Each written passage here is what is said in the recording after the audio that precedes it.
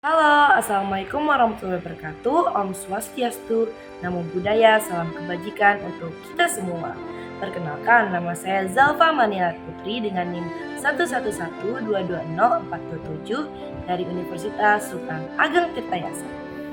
Di sini saya akan membahas mengenai keserumpunan negara terkait bahasa. Manusia merupakan makhluk sosial yang tidak dapat hidup sendiri sehingga memerlukan interaksi dan komunikasi dengan orang lain. Salah satu media untuk berinteraksi dan berkomunikasi adalah bahasa. Indonesia merupakan negara yang memiliki lebih dari 300 bahasa daerah. Hal ini dikarenakan karena kondisi geografis Indonesia yang memiliki banyak pulau sehingga terdiri atas banyak suku dan adat istiadatnya. Meskipun memiliki bahasa daerah yang banyak, Indonesia juga memiliki bahasa persatuan loh, yakni bahasa Indonesia. Bahasa Indonesia menjadi identitas nasional dan bahasa pemersatu bangsa Indonesia.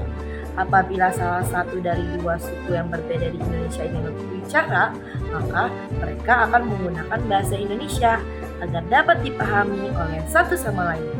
Jika masing-masing dari mereka berbicara dengan bahasa suku masing-masing, maka tentu komunikasi tidak akan berjalan efektif dan tidak dapat dipahami oleh satu sama lain.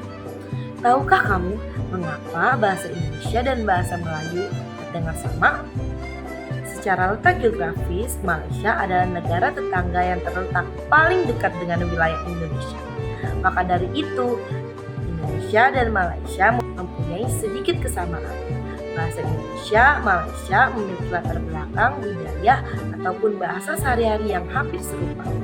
Dan perlu kita ketahui, bukan hanya Indonesia dan Malaysia saja, melainkan juga Brunei Darussalam, Singapura, Filipina, yang penduduknya juga banyak menggunakan bahasa Melayu.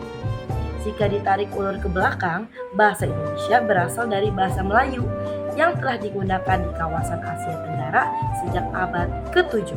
Salah satu buktinya adalah ditemukannya prastasi di Palembang pada tahun 683 Masehi yang tulisannya menggunakan bahasa Melayu.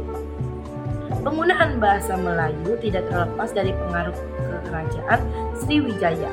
Pada masa itu, menguasai perdagangan di wilayah Pulau Sumatera. Sejak saat itu, bahasa Melayu dijadikan sebagai bahasa sehari-hari di sekitar rakyat Malaka. Seiring berkembangnya zaman, bahasa Melayu berfungsi sebagai lingua franca atau bahasa penghubung antara golongan, pedagang, dan kerajaan yang akhirnya terus meluas di Nusantara. Hal ini terus berlangsung hingga abad ke-17 ketika Indonesia diduduki oleh kolonial Belanda. Memasuki abad ke-20, rakyat pribumi mulai merasa membutuhkan sesuatu untuk bisa mengikat mereka sebagai bangsa Indonesia. Rakyat Indonesia kemudian sepakat untuk menjadikan bahasa Melayu yang telah distandarkan oleh penggunaan di tanah air sebagai pemersatu. Bahasa Melayu yang telah distandarkan oleh penggunaan di Nusantara kemudian disebut dengan bahasa Indonesia yang baru mendapatkan momentumnya pada tanggal 28 Oktober 1928 ketika Sumpah Pemuda. Antara 1926 sampai 1928 ketika perjuangan kaum nasionalis sedang membara.